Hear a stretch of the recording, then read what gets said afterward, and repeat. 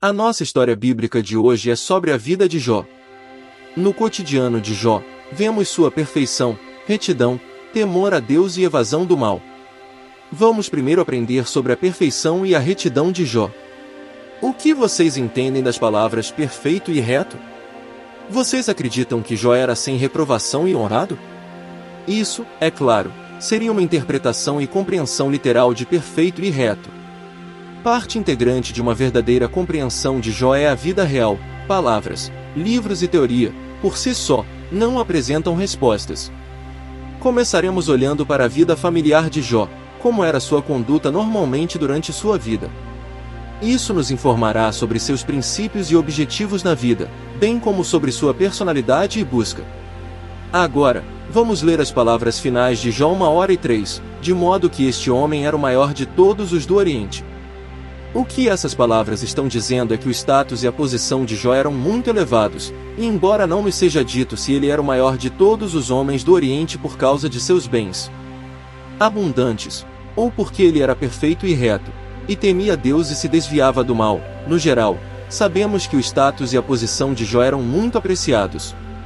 Conforme registrado na Bíblia, as primeiras impressões das pessoas sobre Jó eram que Jó era perfeito, que ele temia Deus e se desviava do mal, e que ele era possuidor de grande riqueza e status venerável.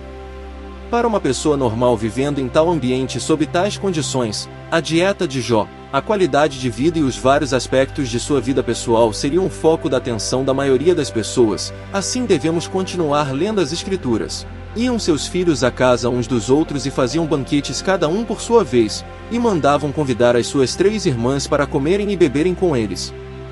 E sucedia que, tendo decorrido o turno de dias de seus banquetes, enviava Jó e os santificava, e, levantando-se de madrugada, oferecia holocaustos segundo o número de todos eles. Pois dizia Jó, talvez meus filhos tenham pecado, e blasfemado de Deus no seu coração. Assim o fazia Jó continuamente. Jó 1:4-5. Essa passagem nos diz duas coisas. A primeira é que os filhos e filhas de Jó festejam regularmente, comendo e bebendo. A segunda é que Jó frequentemente oferecia ofertas queimadas porque ele frequentemente se preocupava com eles, temerosos de que eles estivessem pecando, que em seu coração eles haviam amaldiçoado a Deus. Nisso estão descritas as vidas de 2 tipos diferentes de pessoas.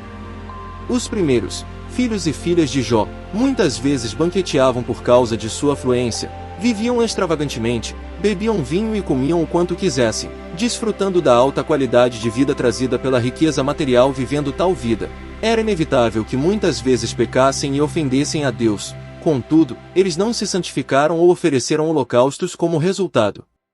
Vocês veem, então, que Deus não tinha lugar em seu coração, que eles não pensavam nas graças de Deus, nem temiam ofender a Deus, muito menos temiam renunciar a Deus em seu coração.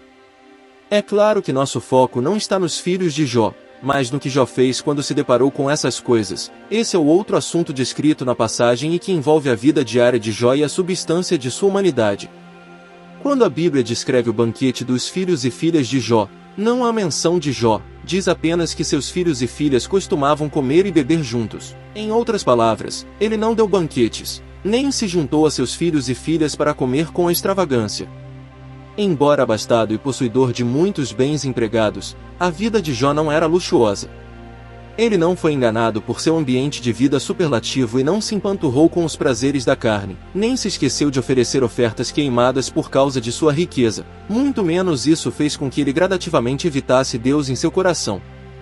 Evidentemente, então, Jó era disciplinado em seu estilo de vida, e não era ganancioso ou hedonista, nem se fixava na qualidade de vida, como resultado das bênçãos de Deus para ele.